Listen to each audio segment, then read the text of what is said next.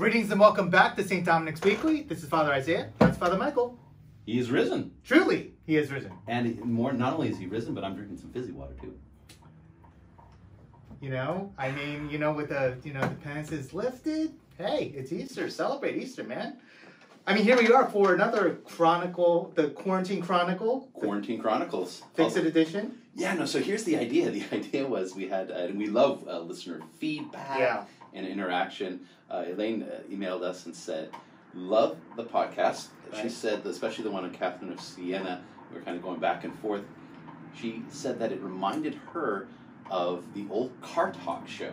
Oh, Two Guys with Attitude from Chicago. No, Boston. You've never listened to Car Talk, have you? What? No, it's these two Boston guys with the guys that they're like mechanic guys that know everything about cars, and people call in and it's like the fun part is that someone will be like, my car's kind of going bump, bump, bump, bump, bump, bump, bump. And they're like, oh, would you do this or do that, or bifurcate the old oil belt or whatnot. Anyway, it's kind of like fix-it idea, like basically, I would call it pleasant, humorous triage for callers. So how successful were these guys? That's what I these guys are pretty I mean, okay. I think they're well known. Your own knowledge, your own mechanical knowledge, notwithstanding. Sounds like my father would have loved this show. Exactly. Would have been right up your dad's alley. It would have been. Now, he was involved in sheet metal. Yeah. Mm-hmm. Now, did he ever try to get you to be kind of hands-on? Like when it comes to cars, can you? Well, what's your ability with cars? Here, we're already on a tangent, but this is good. I remember. Yeah. No, it's good. I remember the week before I took off for college, he gave me a rim-to-rim kind of go-over of the car, of how to, everything from the tires to the oil to what the lights mean and all that. So. Now, have you ever fixed, what's the most advanced thing you've ever done? Mechanically. In recent memory, it's changing one of the blown-out tires of one of the minivans on the middle of the 92. Oh, nice. Okay. So you can change a tire. Yeah. Oh, very good. Yeah, okay, very good. Yeah. Oh, that's right. Was that with Brother Daniel and and now Father Andy? Yeah. That's right. Yeah, because you did when you were doing the blog. Yeah. Mm-hmm. Yeah, there was a blog article. What was it? It was something like you did like a Lord of the Rings adventure kind of theme to it. I'm remembering. There and back again. There and back again. Yeah. Exactly. I remember now. It's great. Yeah. So changing tires, but you never changed the belt or the alternator, or you ever changed a battery? Yeah. Change the battery. Okay, right. Never the belts. That was. Never the belts. I was too scared to get for that. Yeah. Plus you gotta tighten. I mean, and then here's the thing. These days, when you go to the garage, mechanic's garage, literally plug something into your new car. It's just all computers these days. Yeah. So here we are. We know nothing about cars, and we're opining about the glory days when you could just get in there with your hands and fix it itself. Yeah. The idea, though, is in a spiritual life, there is a hands-on nature to it as well. Look at that transition. Right. Pretty smooth. Exactly. We've done this before. and so the idea is, especially during these upside-down days, as I call them, are there aspects of our life that maybe need a little work under the hood, so to speak? Yeah. And so I was thinking, by far and away, I don't know about what your experience has been, but folks emailing in or doing video conference or any kind of pastoral moment having with people, the first thing that comes up is, how are you doing kind of mentally, psychologically, just kind of in your own state of mind? So I was thinking maybe do a little bit of practicality about how our faith interacts with this moment at a very human level. Right. Mm-hmm. Right? So if you're feeling anywhere from, totally overwhelmed and the world is falling in and total depression mode, all the way through the spectrum to just kind of just feeling a little bit down or a little bit restless or a little bit blue. So maybe that kind of some tips for that we could share with folks. For what do we do when we're blue? I always say, if you look at that, my thoughts always go toward Aquinas first of all. Sure. No, I don't think people are getting that trick, but every time I preach the last 4 times, I naturally think about Aristotle. Became a thing, but anyway, the synopsis laugh. Yeah, they did. I got a wry smile out of Brother Kevin Peter, so I'm always looking. He's the toughest. He's a tough laugh. Yeah. He's already told me he doesn't laugh just because someone tries to be humorous from the ambo. He says he's just not getting it. He says those are pity laughs. So you got to really rough. Exactly. Pity laughs. Exactly. It just says just because someone who's not necessarily a professional humorist tries to say something funny in public. We're not just going to give kind of a automatic laugh. You kind of have to earn it. He's let me know that you're going to have to learn it. But I got him to smirk. My next smirks in that. Here's the thing he doesn't know is that my next level is to call him out directly. He doesn't know that we're recording this podcast right now, and we're going to forward the file to his parents. That's right. On Monday morning. Yeah. Well, evaluations are coming up, so yeah. There you go. But the idea from Aquinas on when we're feeling blue is that we're human beings. So he actually suggests taking a warm bath. Oh. And a little vino, in a warm bath to kind of, in a sense, connect with our humanness, especially when we're sad or a sense of loss. So it's not something you would expect from the angelic doctor in a very practical way. Have you engaged in such humors? No, I'm not a big vino guy. Are you? You're a vino guy, kind of more or less. No. Yeah, sometimes. Yeah, I enjoy the occasional red. There you go. So just whatever kind of can give a little bit of recreation or a little bit of pleasure that way. You don't have to. This is not a time for austere fasting. Certainly now that we're celebrating Easter, but just in general. So he has very wise advice there. But just in terms of our faith too, to be able to first of all recognize we're in that moment. I can't tell you how many conversations these days we go, oh, how you doing? How's it going? Yeah, those words mean a lot now. They do. Right? How are you? Yeah. But I had to say, it was a few days ago. I was like, oh, Father Michael, how you doing? I'm like, oh, I'm fine. I'm like, oh, really? Like, there's like, really? Like a disappointment? Okay? Well, not a disappointment. Just like they were like checking and see because you gave your automated response. It's just like, oh, I'm doing fine. They're like, you sure about that? Really? Oh, I see. I was like, well, yeah. And like, and then someone else had the same thing. Like a little bit later on in the day, I was like, oh, how you doing? I'm like, I'm doing fine. Really? Are you doing fine? I was like, oh, am I not looking like fine, or am I, that's that'd be good. So sometimes I guess the point is that we're not even sometimes aware of how we're doing. It's just kind of like the situation kind of comes and slowly seeps in. It's kind of like the frog in the water, right? The experiment where you boil the slow boil, where it just kind of like boiling. So I was thinking, how is it that we can take our own kind of temperature emotionally in terms of doing that, in terms of how our behavior. Now, there's the kind of emotional temperature taken about kind of asking yourself, okay, how am I feeling in this situation? So what's the acronym that folks who mad, glad, sad. Yeah, glad. Exactly. Yeah, BLAST. Yeah. What's mad, sad, glad, bad. What is it? I'm an acronym guy, so what's that? Yeah. So BLAST is the one I always learned. So if you're feeling bored, lonely, angry, stressed out, or tired. Okay. Yeah. So BLAST, B-L-A-S-T. So that's kind of like the emotional range. Okay. That sounds about right. They've forgotten one key one. Hungry. I don't know how they figure that into BLAST. BLAST. So maybe people don't get angry. Hangry is a thing. Hangry, exactly. Hangry. Yeah, no. So that idea though that we need to be kind of checking in with ourselves a little bit, especially when you're living in proximity to others. So So in my word, but you know what I find? So I've done certainly as a priest, we've all done those pastoral classes where you not only can identify for yourself, or at least reflect on yourself, but also be able to be helpful for others to say, okay, well, what are some of those triggers, emotional triggers? Am I bored? Am I lonely? Am I angry? Am I stressed out? Am I tired? Am I hungry? What are those? What's triggering those things? I have to say, though, I don't know if I myself, and maybe there are people who are just emotional savants that can take that temperature immediately, but I think it's a really more difficult thing to do than you think. Especially if you're a guy. Yeah. I mean, men are just naturally... Yeah, maybe that's it too. Just more distant about discovering what our emotions are, or not only our emotions, but that of others, actually pinpoint what it is. Yeah, and especially in the moment, right? Yeah, so definitely. It's kind of like, oh, well, how are you feeling? It's like, how are you feeling right now? It's like, I don't know, let me think about that. And it's like, is my thinking about it also affecting how I'm feeling? Right. Because now I'm annoyed that you've asked me to think about this and I don't really have time. Yeah, and there's an agenda that I have to get through. Exactly. To see how you're doing. Yeah. And here's where I think here's where you bring the spirituality into it. Jeremiah.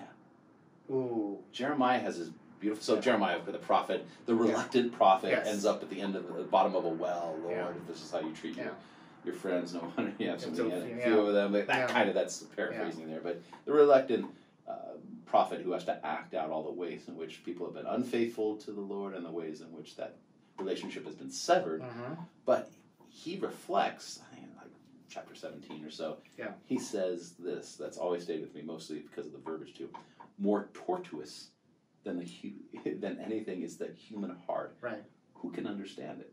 And I've always, the first time I read that, because it's in the daytime readings, Right. I thought it was torturous. So, but the word is not torturous; it's tortuous. As in a tortoise. Yeah. Well, no, it comes from the word tort, meaning twisty. Twisty. Okay. So if you're on a tortuous road, it's Lombard Street is the world's tortuous road. All right. Tortuous road. So All right. the word it means like or if you like tort law, like things are all combined together, kind of twisted together. So if you bring a tort, you collect all of it and put a bow around it, and it's one big case. So so tortuous, the word means twisty. So Jeremiah is saying, I know I'm in this situation, but I can't even know my own feelings about I'm not the best judge of my own internal feelings right now. Yeah. And that's insightful to me. I think especially when people say, just ask them how they're doing. We are often the worst judges of our own emotional kind of temperature. So how do you do that? Well, when people are like, I said, well, you got two choices. You can either, and it's all around behavior. Don't look how you're feeling. How do you take emotional temperature? You look to what you're doing. Look at your behavior. Yeah. Right. What are you exhibiting? What are you exhibiting? How are you noticing what you're actually doing? How you're interacting? How you're communicating? That's a better judge than kind of go the introspective route. I think the only introspective route in my mind only helps when you're thinking about when you're doing some review in the past. Patterns for the best. Like when we do our nightly exam, and it's kind of like, okay, if I've got my little check the boxes on the exam, and for how did I do here, here, and here, and in these areas of my life, okay, I can check the box or say, blew it there, I need a new fresh opportunity. But in the moment, to be able to evaluate it, forget about it. We're too close. Too close. Yeah. Too close, right?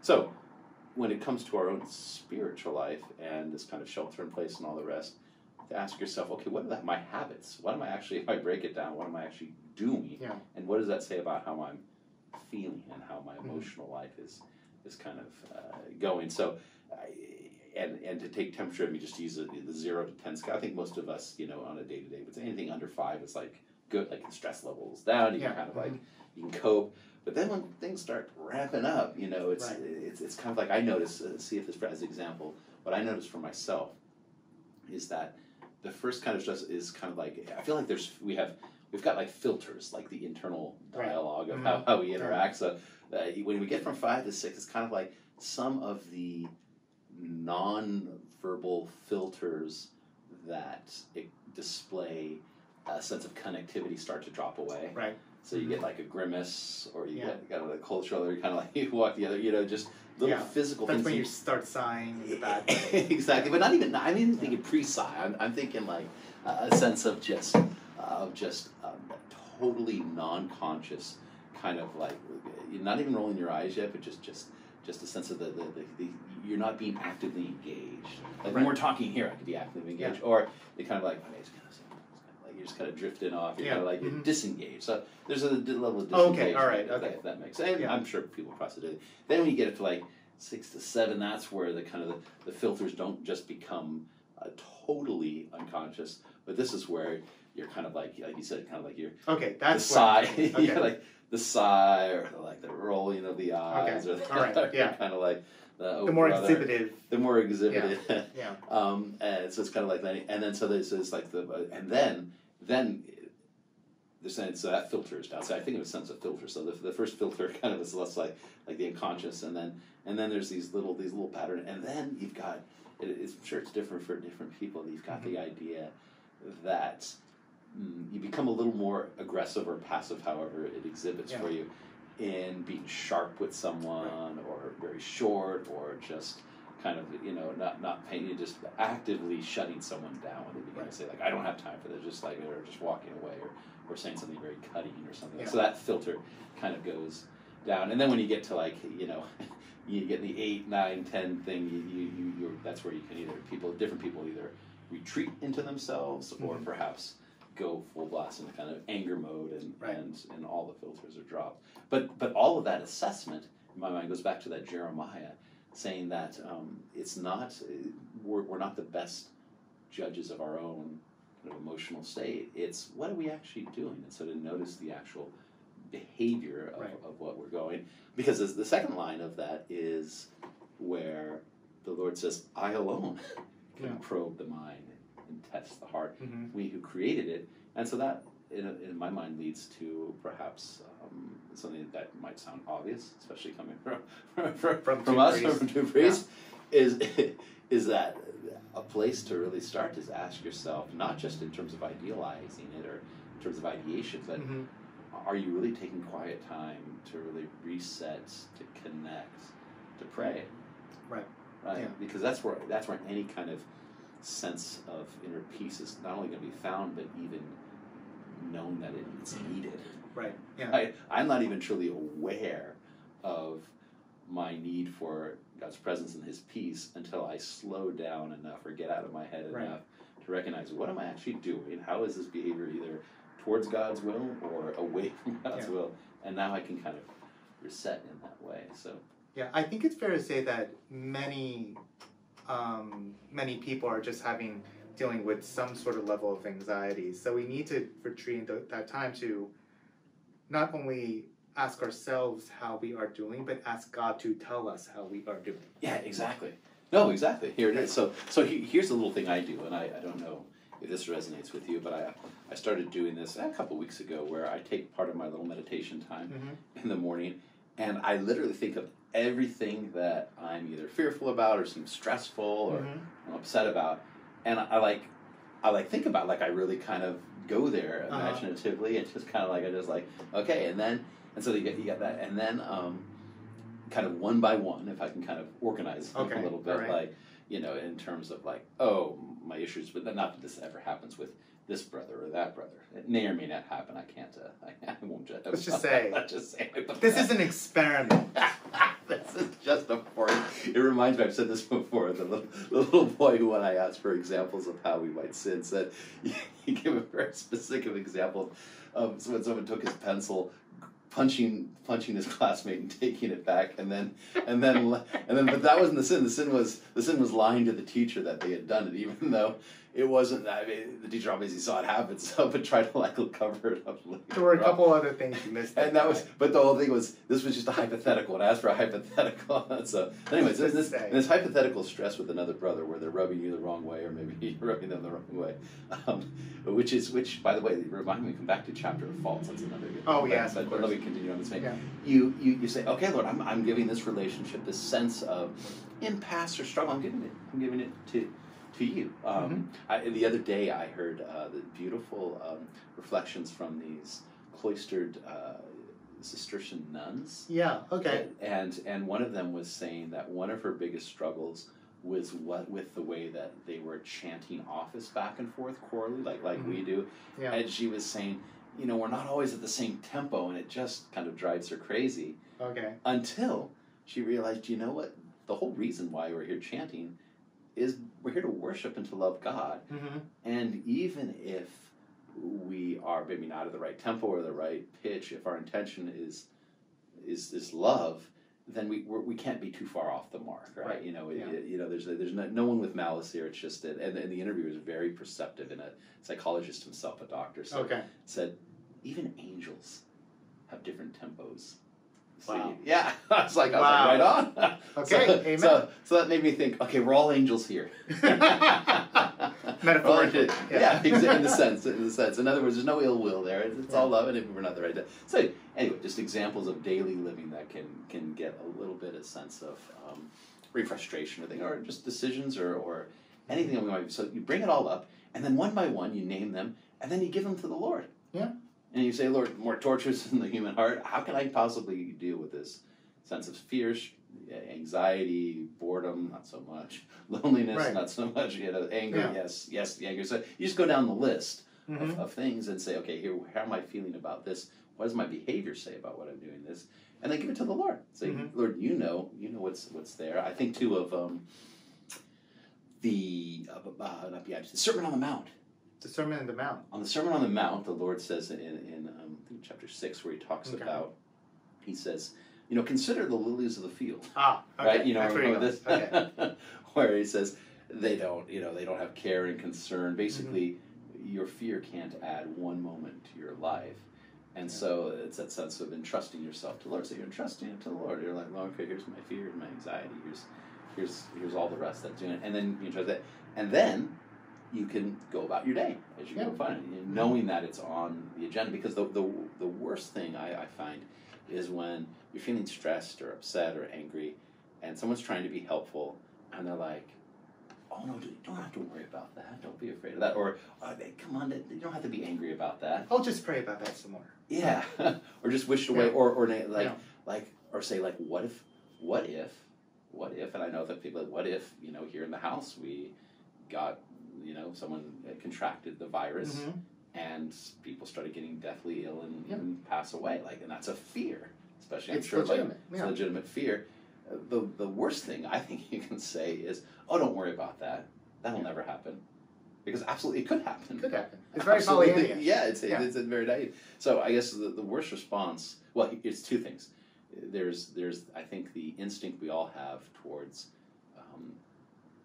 hypothesizing or seeing the catastrophe, kind of the catastrophization, is that a word? Catastrophizing. It is now. Catastrophizing the situation. Yeah. Immediately we go to the worst possible scenario. We go right from 0 to dead, in our minds.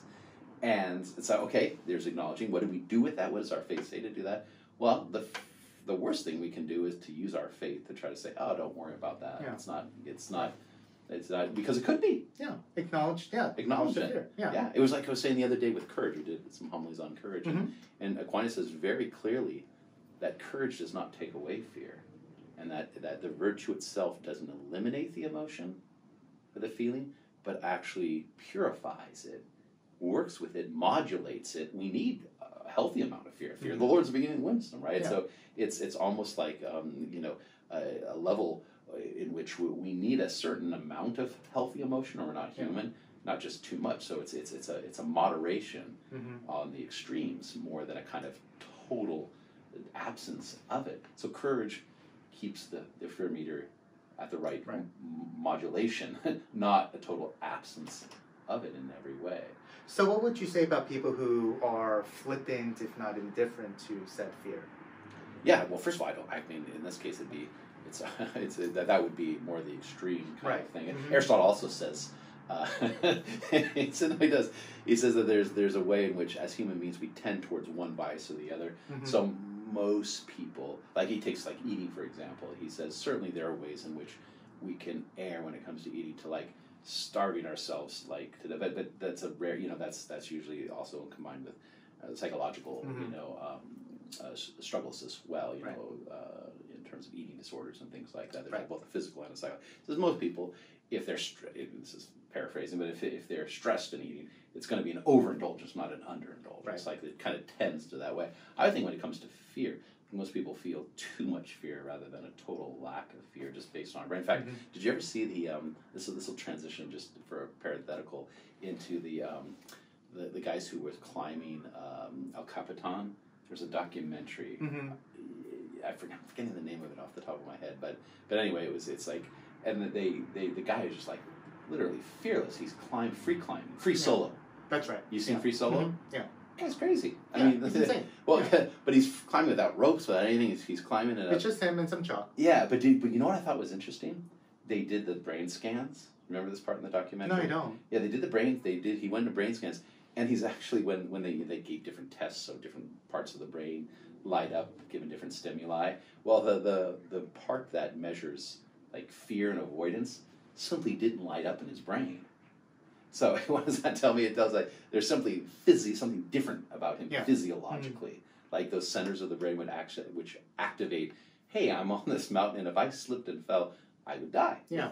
He doesn't have that, so he doesn't feel that. Well, that's not virtue. That's just, I would say, evolutionarily actually probably not helpful in every way, but helpful for some facing danger. But that's the kind of guy you want, on the front lines of if you're defending against threat, but probably day to day, that person's going to get you in a lot, not going to Might interact get you in with trouble. others. Yeah. And it showed. He had definitely struggles with keeping relationships in his own life, right? Because there was that kind of like, there wasn't a total connectivity there. Anyway, I say that all to say that, as you say, how do you deal with those who don't feel it enough? I'd say usually those folks tend to be more in the minority. I think for most of us, the idea is that we allow fear to take the driver's seat, right? To take the wheel and start to make judgments based on the catastrophization, the catastrophizing of worst possible scenario rather than that. So what not to do, where the extremes, as I described before, either kind of like wishing it away or just some kind of platitude,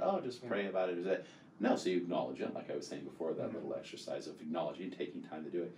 But then the other thing is actually to be able to name it and to acknowledge that you're not in control of it, but you're giving it to the Lord's grace and His strength. I think one of the most how to put it, one of the very often misquotes in the Bible, all the kind of like famous sayings that are kind of not quite right, is Jesus way. Is that that's the shortest one. That's a powerful one too. But the idea that God doesn't give us more than we can handle. Oh. This is one of my little pet peeves. There's nowhere in the Bible He doesn't say that says, I'll never give you more than you can handle. What He does say is, my grace is sufficient for you. Right? So St. Paul's struggling, and God doesn't, here's things God doesn't do. He doesn't take things away from us necessarily in terms of struggles. That's not His usual response, is to take something away. And the other response is not usually to, in that same vein. The Lord doesn't typically give us as much as we can naturally handle, I'll put it that way. He gives us, in fact, you look at talking about Jeremiah, more than we think we can handle, in order that we might be open to His presence, by which we would indeed be able to handle things. So anyway, that's the idea that in these moments of struggle, and whether it's the catastrophization of the moment, catastrophizing, this is going to be terrible, to say, okay, well, maybe, we have this fear. I'm not going to just explain it away. I'm not just going to totally minimize it. But at the same time, the Lord's grace is there if we want it. It is more than we can handle. Let's acknowledge that. But then on the other side, the other extreme, is to think that we just should give up and despair. And it's like to say, grace is not in our imagination, but in the situation. And that's where the virtue of hope comes in. Exactly. Right? So, I mean, we can't, it's that radical refusal that God is present, even in those moments in which we're convinced He's not. Right. That's right, yeah. Because we can get up to a lot of dire scenarios in our imagination, our hypothetical. Like, what if? Yeah, what if? So Jesus does that in the Sermon on the Mount. He says, what if the lilies of the field knew that there wasn't rain coming, or if there's, what if they had and that sense of like they don't get into those problems because they can't hypothesize, absurdum. They can't hypothesize. What gets us into trouble is an imagination that can turn very dark or very a sense worst case scenario. God doesn't give us the grace for the worst case scenario. He gives us grace for it right here and now, the situation, the concrete. That's what we got to pray for right now, this moment. And that helps us live in the moment too. Right. Not tomorrow, not the next day, just in this moment right here and now. That speaks I'm a planner. So yes, I know. As you well know. Yeah. And so it's for myself, I mean, it's my default position thinking 2 days ahead, 3 days ahead, a week ahead, and all that such. And in today's situation, we don't know when quarantine's going to end. Do we have this 4-stage thing that the governor put out? Yes, but who knows, right? Well, according to the schedule you've put out for us all, and thank you, by the way, for being scheduled. It's going to last at least another month. At least the June 14th. You put up a big schedule. Thank you. You're fine. I'm day to day. Like, what's going on? The next 45 minutes. Exactly. So you've got your watch on. This is bad radio. Bad radio, but good video. Good video. So that does. So in that sense of asking for what we need right here, and that's why in the Our Father, we don't just ask for nourishment in a general way. We say, "Give us this day our daily bread." So there's a sense in which It's what's reflected in the manna in the desert. Mm-hmm. Once again, here's another key spiritual principle and that's seen from this kind of miraculous feeding in the desert, that the Lord gives them just enough for that day. Yeah. Just enough for that day. Just enough. It's what they need. They want it for the moment. Who knows about down the line? They didn't know it was going to take, 40 years or whatever. And if they had known that, they might have, given up right from the start. Mm-hmm. But to bring it back to what you were saying about hope, hope is that confidence in the promises of our Lord. And there's a sense of return, bringing it back to courage, that courage is that sense in which we modulate fear rightly. And especially, it's not just courage. This is where Aquinas is different than Aristotle, because Aquinas sees that for Aristotle, courage is bravery and attacking, whatever difficult. It's a courage about either fear of losing something good, which is easy to lose, or avoiding something evil, which is hard to avoid, right? So it's both the difficulty in getting a good thing, or the real difficulty in avoiding the evil that is there. Yeah. Aristotle takes the height of courage as being bravery in battle and facing it head on. Where Aquinas sees it the other way around, he sees it as being a perseverance. It's a standing fast in the midst of suffering. Yeah. And in some ways, in this coronavirus, there's not much any of us can do direct. There are certain segments of society who are actively working for a cure and things like that, but 99% of us are just enduring. Yeah. In a sense, right? We're just in our apartments or wherever.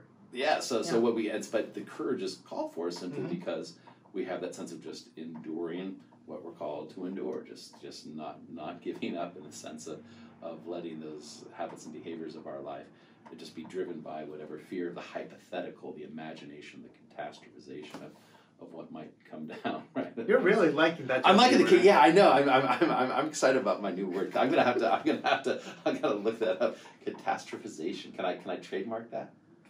No. Let's try.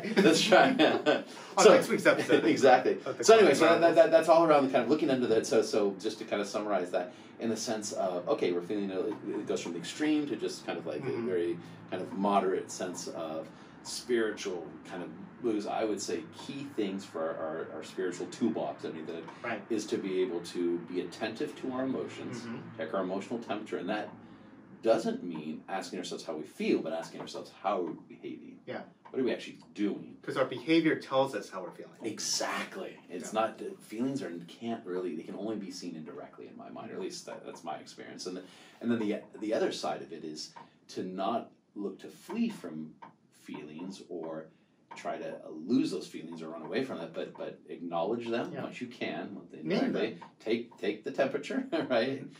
Name them. And then bring them to the Lord and ask for what's needed right now, today, daily bread, right? The sense of God's providence here. God's providence, once again, is not in the hypothetical. It's not in our imaginings. It's concrete. It's always in the situation just for today. And there's no guarantee for it tomorrow necessarily until tomorrow. Right. Tomorrow brings its guarantee, right? Yeah. So those are some kind of resources and tips. And ask yourself, what kind of resources do I have? What resources are around me to help me, navigate the kind of cognitive dissonance that can go on in our lives. One aspect, to maybe pivot to kind of a final runway for today, is what can we engage with in our minds and fill our imaginations with that can, in a sense, not let us get so consumed about all the often very dire sorts of things as we're fearing ill health or the collapse of the economy and all these things. Imaginatively, what are you reading right now? So it's my question. What am I reading right now? Yeah, what are you reading right now? Kind of not exactly where I thought you were going. Oh, no. No, did kind of, what are we feeling in our imagination? Yeah, what are we feeling? Well, I actually rediscovered the library insofar that their digital service has been, they kind of upped their game. And I've been listening to a lot of C.S. Lewis, actually. Oh, really? Mm-hmm. So Old Jack, Clive Staples, and one of my favorites from Old Jack is Screwtape Letters. Oh, yeah. I would, once every 18 months, I would just kind of go back and read it, listen to it, whatever, just to go back to those letters. How far are you? Letter 4. So I just started. Okay. So I want to get to that for just a second, but what I do want to say, though, is for our listeners, if there is a genre of literature that you enjoy, chances are C.S. Lewis dabbled in that genre. That's true. Right? Children's lit, sci-fi, yeah. Fantasy. Right. Biography, yeah. apologetic. Mm-hmm. Obviously, sermons, beautiful sermons. You know, so you name the genre, he's got something for it. Screwtape Letters is what kind of ironic, satirical, right? In fact, I think Screwtape Letters was the #1 bestseller in the United States. Of course, he's not from the United States. He's from England, but I think Mere Christianity put him on the map in England. But Screwtape Letters really kind of leave it to the Americans to like the devil. Like little short things about the devil. Yeah. Oh, I would say, and they were published. I think they were published. There are a series of letters published in the Guardian. I believe, yeah. if I'm right.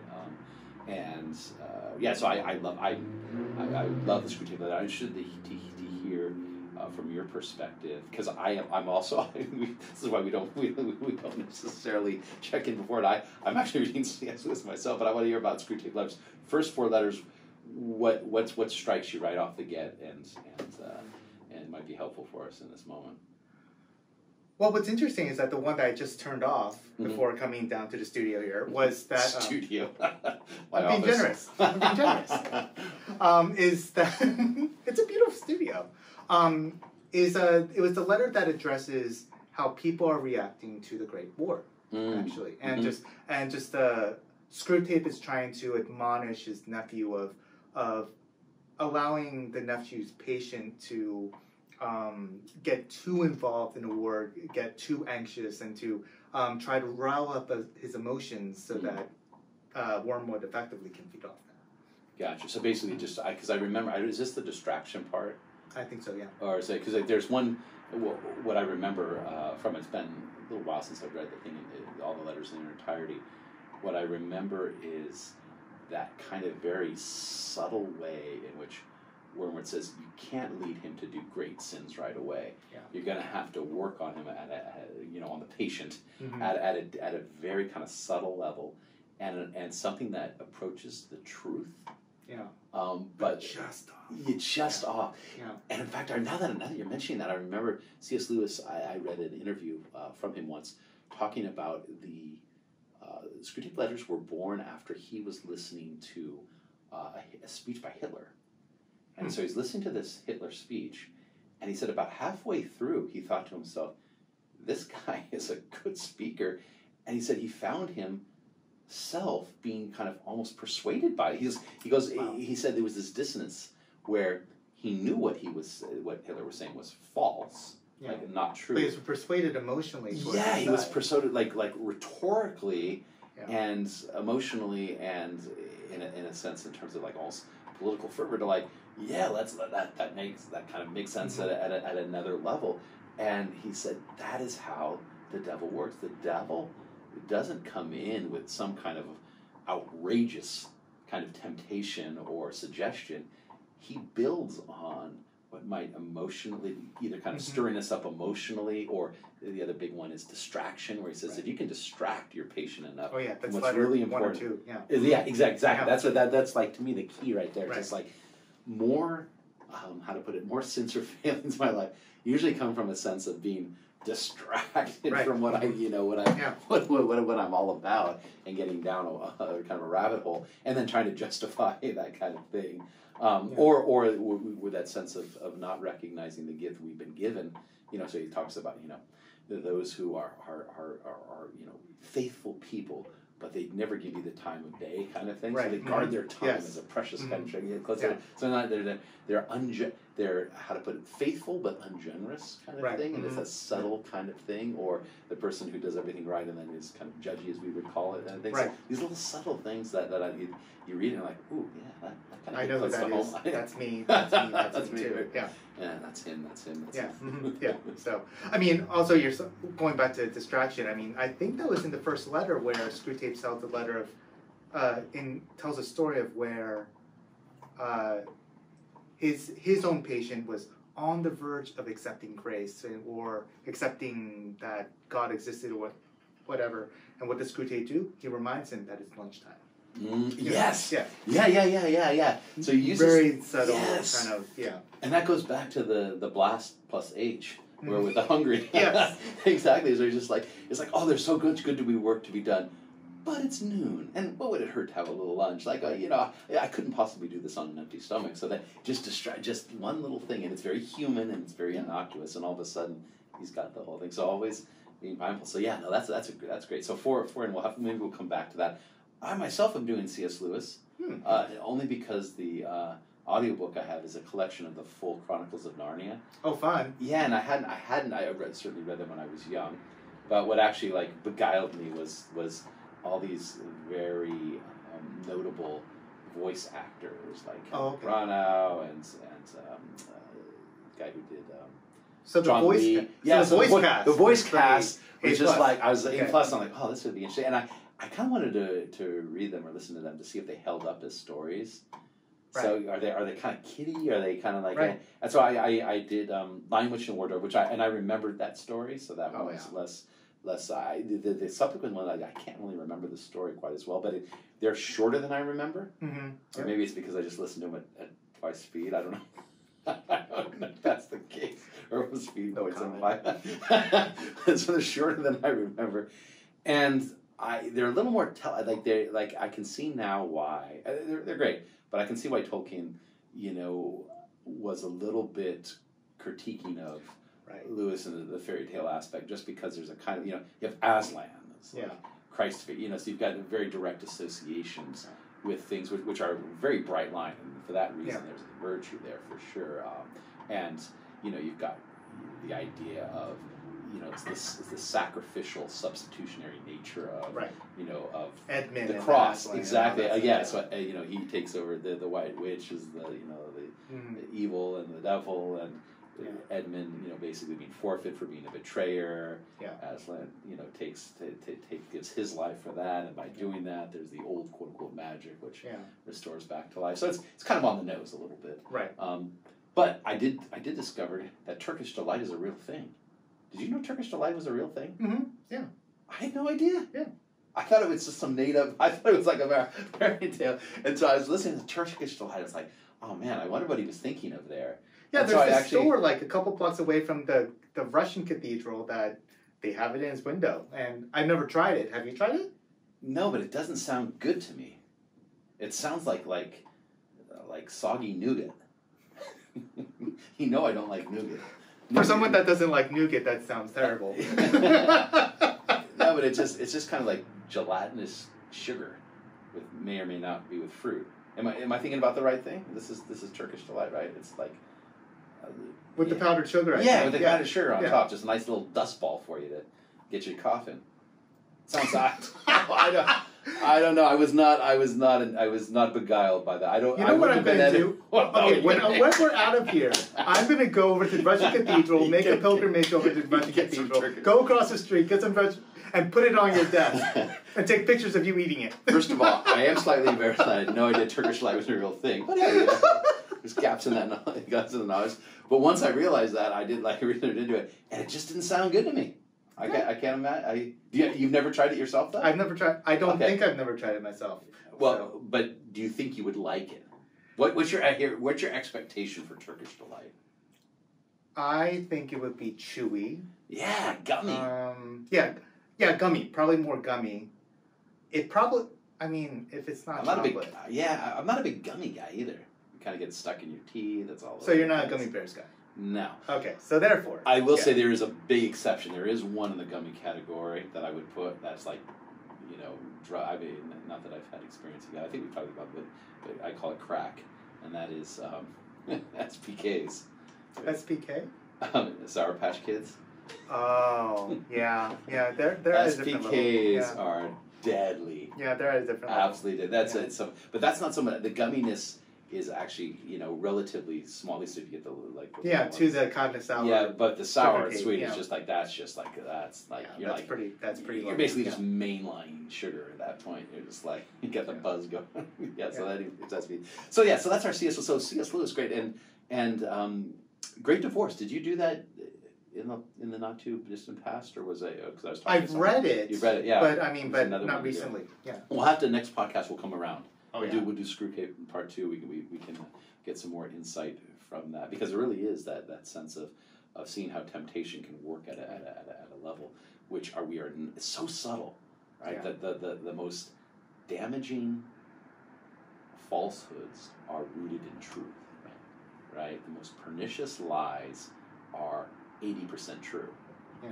Right, and that and the psychology of that, and even just for this situation, we think the world's collapsing around us. Well, there's ways in which things are collapsing, but the Lord's stronger than that, right? Mm-hmm. So the idea that we catastrophize one more time, that the situation really hurts us in the end, because it's not, we cut ourselves off from the present grace the Lord has for us right here and now. Yeah. The Lord is not in our imagination in terms of hypothetical catastrophes. He's actually really right here, present within us, around us. In the situation, concretely, daily bread we ask for. His daily bread right now. Amen. So if you want to help out with the podcast, you know what to do. Email us at podcast@stdominics.org. Share, review, like us, and review us. All those great things to help out the podcast. And may all that we do truly radiate the joy of the gospel here in the heart of the city. Amen? Amen. All right, there we go. All right. Yeah, good job. How'd you think about it? Good. I thought it was good. I is there Matthew?